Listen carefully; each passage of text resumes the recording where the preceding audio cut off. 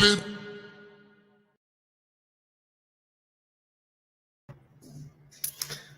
Hi, everyone. Thanks a lot for joining today. So on today's webinar, we'll talk about how to increase clarity, efficiency within an organization, and more specifically, a scale up with the case of Livestorm. So we do have a special guest today.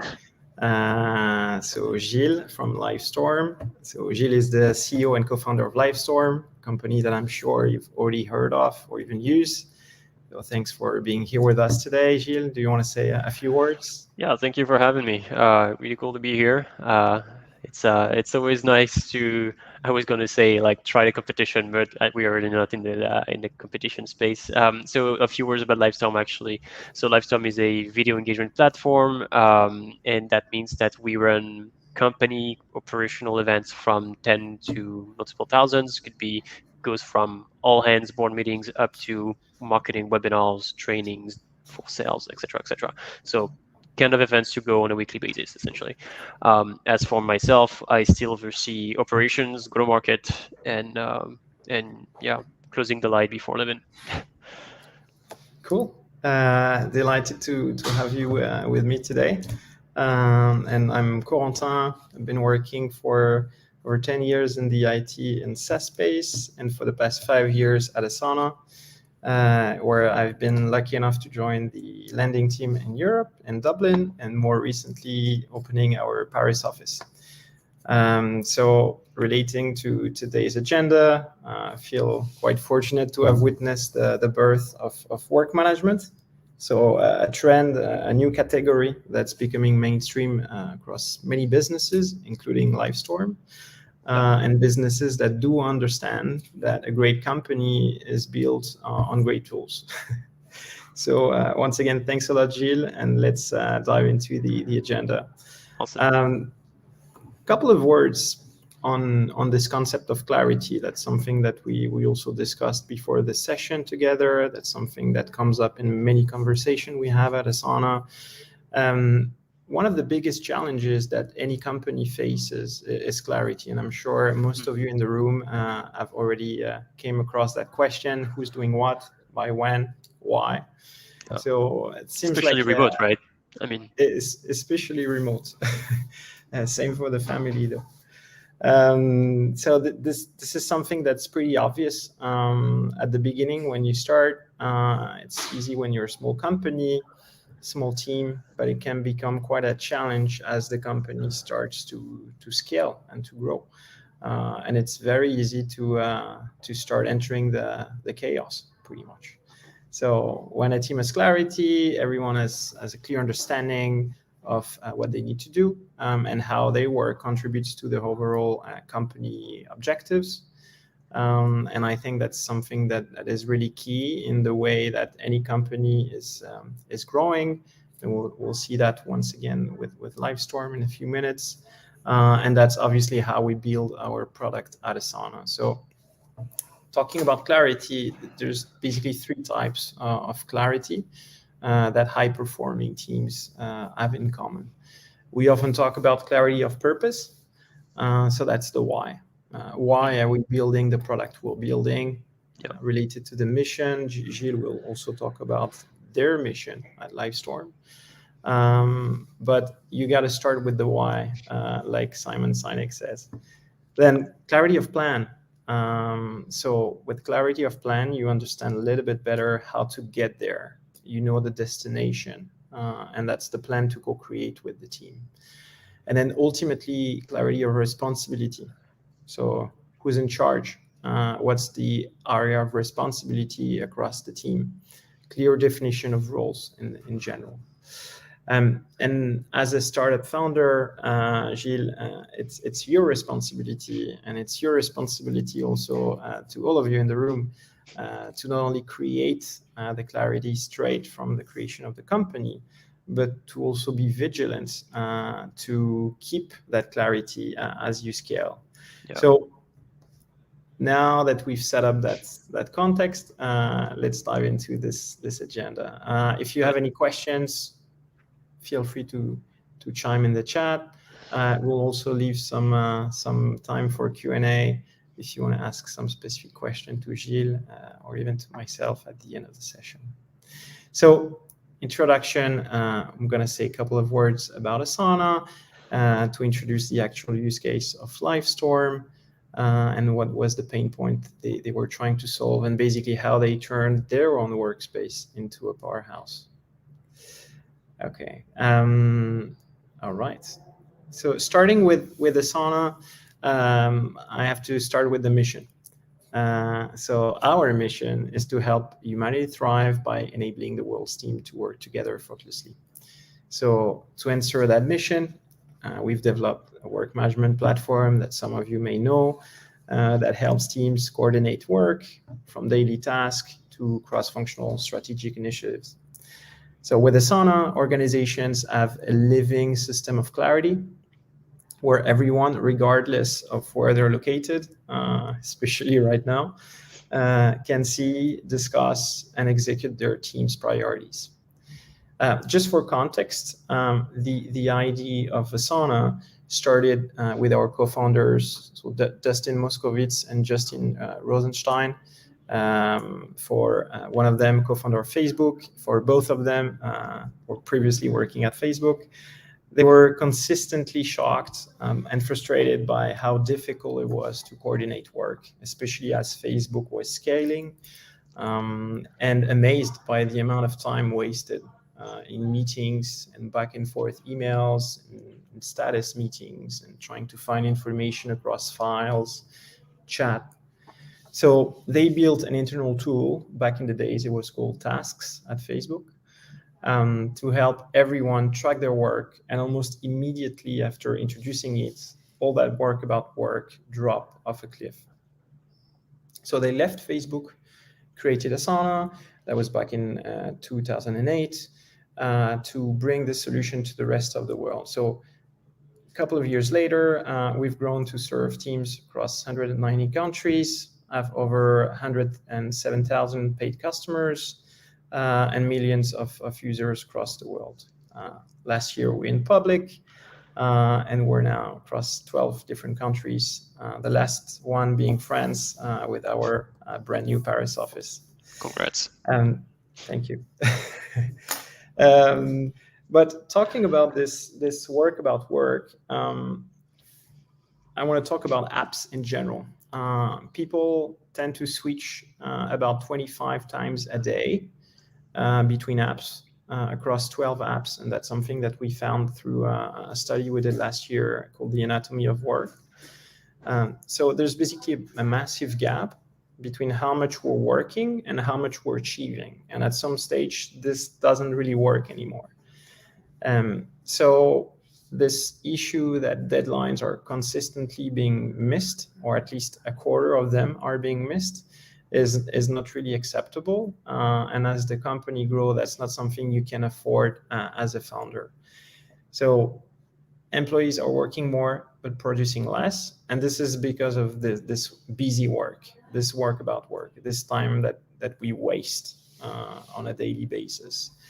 So we're spending roughly 40% of our time at work working on the work we were hired for in the first place. So I'm sure most of you have been there trying to get that update from someone else, trying to chime in a Slack conversation, asking for the status meeting update, giving a phone call. I mean, Gilles, I'm sure you've been there in the early days. Oh yeah, been there, So done that. It hurts a lot. that's frustrating for anyone, founders and even non-founders like me. But this lack of clarity, lack of visibility, lack of productivity and efficiency is something that people look at, even for hiring. I've heard so many founders telling me like, hey, we need to have the perfect tool stack, not only for scaling, but also because that's what people want when they join the company. They don't want to be working on crappy tools and being frustrated from day one once they join the company, even though we're doing something great. Would you agree, Gilles? Oh yeah, definitely. You know, and that is true in every single field. You know, marketing, growth, design, tech, of course, sales, even. So you know, good Cool tools stack. is an investment. Good stack is an investment in hiring, definitely. Cool. So as a founder, you need to set those foundations for long-lasting, efficient organization, better visibility, clarity, and purpose. I think you get the idea. So to increase clarity, and that's something that we're going to see with Livestorm example, team collaboration, coordination, the answer really lies in this work management system.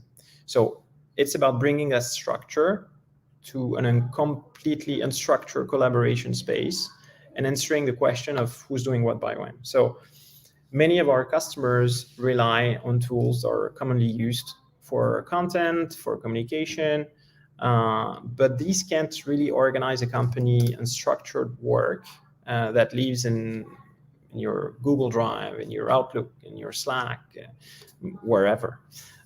So with Asana, whether you're a manager, whether you're the founder or any employee in the company, can see and understand who's doing what by when, and bringing that purpose also back to the core of what everyone's doing. So now we're going to talk about Livestorm and your amazing journey, Gilles. Yep. I'll try to play a little video. Oh, nice. So let me just try that, see if that works. Okay. Okay. Does it work? Seems to be working almost. So I'm going to have to stop sharing and resharing. Sorry about that. That's fine. It's the beauty of a live presentation. Yeah, that's fine. No worries. It's a spontaneous thing about live streaming. We should be okay with it. All right. But here we go. Okay, so full screen, and let's see what Livestorm is all about.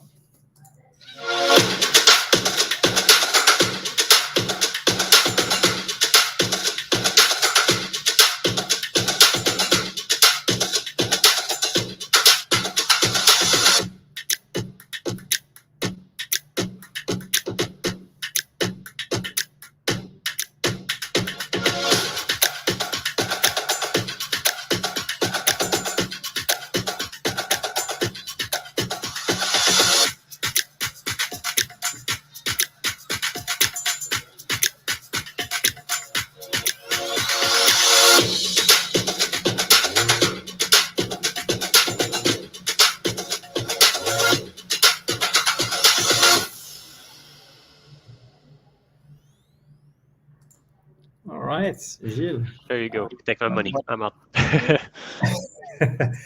What a great design team you must have. Yeah, that really justify all the investment that we ever made in that team. I'm really glad they're on board. It really made a difference.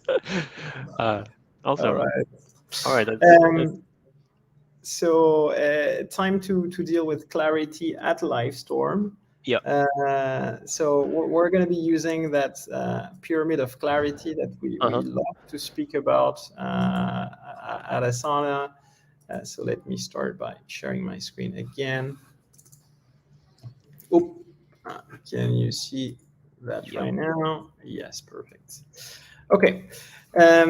So talking about this pyramid of clarity that I was just mentioning. So as a CEO, one of your most important responsibility is to help your team members, I hope, prioritize the right work to support your goals and your mission at Livestorm. So there's countless projects your team is working on. I know you recently opened a US entity. You're obviously launching new features in the product, but not all of them have the same priority or the same impact. So it's all about aligning your team around the vision. So tell us a little bit more about how this pyramid can apply to Livestorm. So first things first, Gilles, what's the mission of Livestorm? So the mission is actually something that you put a bit earlier here, but it's enabling an organization of any size to connect and engage very simply and powerfully. That's about it. So it's this antagonism of having something that is extremely powerful but yet super simple, and that you can really use in a few clicks. And this is what we do. This is the mission, and then from there you obviously can cascade a lot of different things about the projects and the thing they do, right? So perhaps we can actually take again the pyramid and try to find some kind of projects to illustrate that. So typically, if we are to enable organizations, to of any size to connect and so on and so forth, well, one of the let's take a simple example. We want to expand and make sure that we reach out to any type of organization. So you mentioned US, but also we are really quite known in Europe, but we can expand Mm-hmm. still in Europe. And one of the recent projects was actually to uh, make a move towards not just French and English, but also towards Spanish to, get also South EMEA, but also try, different tailwind markets such as, South America at the same time. Okay, So it so was it was kind of a win. lots of localization, I guess. Yes, absolutely, right. So we want to be a global company. We want to reach out to everyone. So it makes sense for us to go from, English, Spanish, and all the top languages. So that's an example. So when you think about it, then we one of the goal is to make everything accessible in that specific language. So let's say Spanish. Then from there, one of the goal will be to translate the app, or let's say all the platforms, so website, Mm-hmm. product, and so on and so forth. So even documentation, everything that we produce will be done in Spanish. And then you're going basically to cascade that to all different teams. So obviously, product team will take care of the product, the growth team will take care of the website, and then the CX team will take care of the documentation. And then you will cascade that to the individual contributors that will be in charge of translating the pricing page or that specific part of the app or that specific part of the documentation. And just like that, you have basically cascade the mission up until like the end of the chain with people contributing to the daily work. Okay. And can you give us an example? I know that you've been also working on a revamp of the website. Yeah. Could you walk us through that example as well, maybe across the pyramid? Yeah. So for example, if we are to enable, simply and powerfully and all those things, we also wanted to create a category around it. It was for us part of the mission to create our own category, to name it. This is why we call ourselves Video Engagement Platform. And as such, we wanted to also define a new website, define a new identity, and therefore redesign the website. Um, so here, many different teams will then intervene. So you'll have um, the design team, we'll have the Mm-hmm. growth team with the website and the website management from a tech perspective. Then you'll have the content team for the content, and legal for perhaps all the different stuff that we're going to add. So logos, CGVs, and so on Hopefully and so not too forth. much. Not too much, obviously, yes, but the cookie banner for the GDPR and stuff. So Yeah. you can actually have a lot of different team that will be implicated in that specific projects, and for each of those teams, then you will produce task per person to actually contribute to that. So it's a really, I would say, natural flow of trying to cascading all the different projects from the mission, etc. It's also a super cool framework to actually prioritize whatever you want to do, because sometimes you will just apply that same thought and realize that the thing you're actually working on is not really directly linked with the stuff above, which is obviously not the point. Uh, as you describe that, I'm thinking like when you started the company, it may not have looked exactly like this pyramid, right? Oh no. So I'm sure many people in the room would be curious to know a little bit more about how you built your foundations. What tools did you choose to start? How did you think about that structure yourself in the early days of the company? Mm. Well, in the early days, you have this kind of, I'll say, almost unconscious alignment with your co-founders, where the things that you do are. It's almost as if the pyramid was just the tip. The tip, and everyone is aligned, and you know what you're doing. And as soon as you start delegating and having teams, then you build another stage of the pyramid, and so on and so forth. And then as soon as you get managers, then you build another layer, and so on and so forth. So with growth and scale comes the need of building that foundation of that pyramid. and it grows. And in the early days, it was quite easy for us. We had like we didn't even have like a to-do or whatever product management. It was, as I said, it was almost unconscious. Like so we used obviously GitHub because we had those best practices in mind. It was a Mhm. specialized tool for engineering specifically. We wanted to keep track of that, but that was pretty much what we did. And I think it was back in 2018. I still remember because I remember the day we were actually benchmarking different tools, and we realized that we were not keeping track enough of the stuff we're doing from a marketing or growth perspective. Um, we we knew we were doing things. We didn't know what were the things, how the success. We didn't have any retro. We didn't know if those things were actually aligned with the above of the pyramid. So we started feeling the need for having such a tool.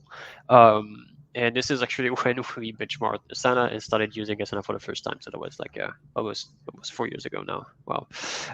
And yeah, that came up with a realization that I'm suddenly really old. Um, Boom. and yeah, boom, exactly. So that was the first time, and we started with a simple thing. Say we're going to use Asana for sprints for the growth team, and each month it was per month sprint, and for each sprint we are going to create tasks depending on projects. Those projects will have to be tied to company initiatives and so on and so forth. And as the company grew a little bit more, then we added more teams on Asana, and then we also started thinking about OKRs, and then all of a sudden you have a big team and you have to cascade everything. But the very Mhm. beginning of things, the very original need came from having from the growth team essentially. Okay, it's quite interesting, as I think in the early days when Asana was created as well, we had this vision as well of the full pyramid, but we worked backwards from the bottom, and over time we added more components. So I think that was kind of aligned with Yeah. your growth as a company, because at the beginning you didn't need that full structure, and then it, Yeah. it came over time. So that's And, interesting. and just to add more on that, so obviously, it's needless to say that not everyone is on Asana. I think a vast majority of the companies use Asana. But the reason I'm saying that is there will be other tools that will be either that will be probably more specialized. I mean, you could use Asana for pretty much everything. That's the beauty of it. But sometimes certain type of people and functions will actually need specialized tools. So let's say product managers or engineering, Mhm. those guys will probably rely on something really specific for their function. So it will be Linear or GitHub or GitLab or whatever to actually manage your own pipeline, because it will be then able to connect that to the code and all different CIs and stuff. So that's another thing. So that's basically the spectrum is on one end, you have very specialized tools towards one simple use case. Um, in the big chunk of the middle, you have pretty much all the teams that can rely on Asana for many different things. And I guess you could probably do something even more permissive by using different other tools that exist on the market that could there are Confluence and all those guys. You can actually use them for project management, but it is so permissive that it doesn't provide a framework. So it's up to you to enforce best practices, to enforce pipeline management and all those things. So it's actually Mhm. not ideal, I guess. It's good for many different things, but Asana has this is the beauty of it is that you don't have to think about the framework. You build the pipeline, it's meant for that. You have the tags, you have everything built in. So it cannot go wrong because someone has edited the way things looks, and then out of a sudden the pipeline is broken. So permissive is fine for certain use cases, specialized for other use cases, and then in the middle you have a big chunk of use case where you need to enforce frameworks to work. Mhm. And I mean, yeah, reporting and yeah. yeah, absolutely. Um, Obviously, we've been talking about tool stack. We talked about Asana, but can you share maybe to the audience what is your tool stack aside of Asana? Because Yeah. So as I said, for other the tools. very permissive end of the spectrum, we use Notion. And Notion is we use Notion as a knowledge database internally, and from time to time you have checklists or stuff like that.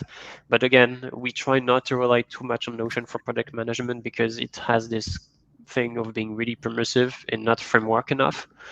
And Asana for everything regarding product management, pipeline management for cross-team projects and so on and so forth. And then we have obviously specialized tools. So for engineering, Linear, GitHub, and for sales, the good old Salesforce to manage pipeline, etc. That's another type of project management in a way. Okay. Okay, cool. I think we started slowly to move to the Q&A. And I do have a couple more questions for you, but I guess people in the audience may have questions as well, so feel free to start typing them. In the meantime, I have one question that is burning my lips. If you had to start all over again, what would you do differently to structure your company?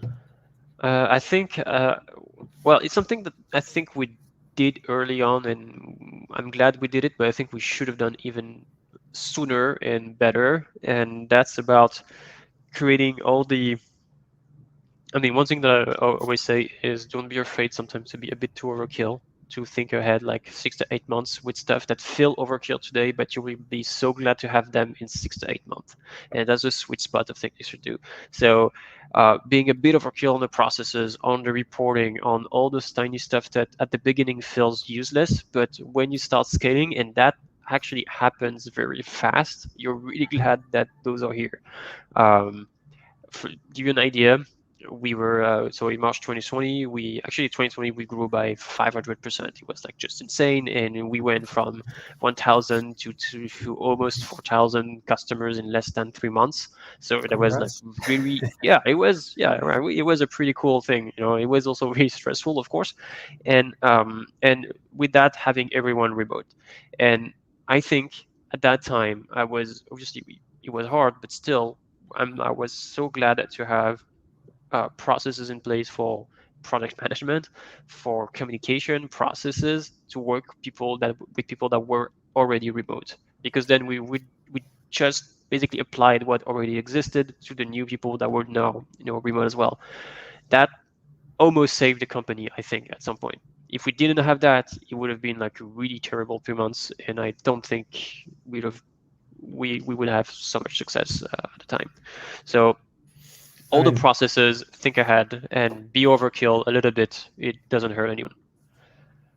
Like moving to a fully remote, let's say, structure, lots of customers. You're talking about having that balance between the processes that are long term and the decisions that you need to take on the short term. What's your technique to prioritize work, whether it's just for you or whether it's for your teams? So the way we work is we have OKRs. So we have those. Obviously, we have the mission, we have the vision, and then for each year we set company focus. So it's usually 2 or 3 company focus that will drive the entire direction for the company for an entire year. And then if the focuses are splittable, we're going to set milestone per quarter. So typically, let's say, I don't know, there is a new positioning this year. We're going to work on a new positioning. So step 1, we're going to define the foundation of that positioning. That's going to be focus for quarter 1, and everyone can contribute. So that's the logic. So you have company focus per year and then per quarter. And then each team will define KPIs they need to act on for the year, for the quarter, and define then projects and then tasks for, again, per quarter. So this is how we cascade projects, and then you see that it again reflects afterwards in the in Asana, in all the tools that we use to manage a sprint pipeline and so on and so forth. So that's for all the projects that we manage. On the product side, obviously, this is the same logic, but they also rely on customer feedback and all the feedback they process. So we have thousands of feedback being processed systematically by CX, sales, products through product board that absorb all those feedbacks. We ponder by if it is nice to have, critical, important, or this is a deal loss, churn, etc., etc. And then at the end of the day, it creates some kind of quantitative roadmap. And then we choose the features that are aligned with the OKRs of the mission, and we prioritize those. So this is how we work from a product perspective, and yeah, that's On pretty the much it. product side, actually, I know you shared a few examples of how you structured work in Asana. Would you mind Yeah, sharing a little bit about one or two examples? yeah. So the sales ops tickets is actually a good one. Actually, I'm gonna share with you all the type of the family type of Asana board that we have. So Mhm. we have onboarding. Onboarding is a big one because obviously, as a remote company, we want to have everyone align on the same foundations for onboarding. Make sure they check all the different steps towards, and then they have milestones per for week 1, 2, 3, 4, and all the tasks ahead, and they can check it, and then obviously the manager can see if they have checked all the different steps. So onboarding is a big one. Obviously there are the templates, so that's actually a board that you duplicate to recreate an onboarding or whatever. And then you have so on the projects, so there's the backlog. So backlog is a simple Asana board with all the ideas. Essentially, it's not really structured. It could be a bit structured, but it's presumably like a dump of ideas. And then for the Brainstorm type of use case. absolutely yes. And for the projects, you have three types of project management board on Asana. So you have the pipeline. The pipeline is a cross-team evergreen function. So typically, website building is something that never ends. You have one step is the content, then the design, then the development, then the QA, then the legal or whatever. And Okay, that one for pipeline, each team, kind yes, of. exactly. And Okay. once the team has finished, they move on the card to another step, and that's the cross-team evergreen function. Um, there are the projects. So project board are temporary pipelines. So typically, it could be the Spanish translation. It has a beginning and an end, and this is how it works. And then it could be cross-team, it could be just one team, but it works. The pipeline works the same way. It's a Kanban. Um, in the last type of projects that we use on Asana is called Sprint. So it's a recurring pipeline. So you open it on day 1 of the month, you close it on day 30, and then you recreate one and you keep track of different projects like this. But it's always the same structure, always the same tags, always the same types of group, and it is recurring. So growth is using the sprint projects, for example. And another type that you have here actually is the ticketing. So we use the form feature, and this is mostly used by all the support functions in Livestorm. So ops, To standardize and yeah, exactly. centralize. Ops, Okay. IT, legal, they all use this thing. They have like one form that absorbs the demand from internal demand.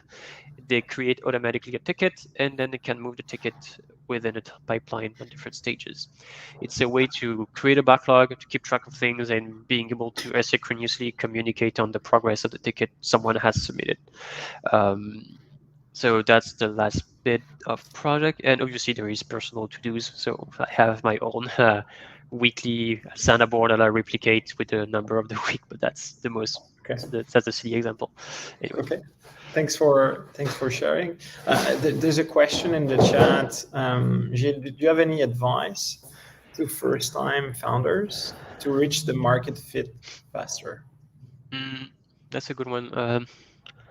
I think one thing that we did very early on is we didn't show the actual product until a certain moment. Actually, I spent quite a lot of time showing a prototype, and at the time it was like an InVision prototype, so it was really I was yeah I was gonna say a bit basic, but now you can actually do Teasing. stuff. Huh? You were teasing your Yeah, it was potential it, it was a teasing customers. mostly, but it was working. It was pretty advanced. I think we could actually do stuff pretty cool on that prototype. And now today with Webflow and Figma and all those tools, you can do really crazy things just with a prototype. And we refined and refined and refined that prototype, and we made people not buy the product but really register. And at some point, we've validated again and again and again and again the prototype, and as soon as we reach a certain amount of certain threshold of people that had registered for the launch, we actually launched the product, the MVP of the product, did a presentation, and then with that we started communicating. And I think it made sense because the very early feedback was really much aligned with the promise that we did with the prototype. And yeah, and that was, I think, basic foundation of the things that we did. And the second thing that we did once the product was launched to make sure we had product market fit is to very soon have this way of processing feedback. So we didn't use product board at the very beginning, but we had different processes to actually capture feedback as much as possible very early on, and trying to ship things that were actually relevant to the market, Okay, either adjust from fast leads as or for fast as customers. possible. Yeah. And once we had 100 customers, and all the feedback that we're getting were actually stuff that we already planned, this is when you actually realize that we might have some product market fit. So it was two times, testing the prototype as much as possible, and then capturing feedback as much as possible. Okay, good one. I think capturing the insights is something that can be fun. It can be frustrating at times, but if you start to see that there's alignment between what people ask, Yeah. what Oh, a what tiny you thing that already we have did. in mind. Yeah, I just forgot something that I totally forgot about this tool. I don't even know if it exists anymore. I think it was called Ample Market. It was a clone of Clearbit today, if you know it. Clearbit is a bit expensive, but it was pretty much a Mhm. clone.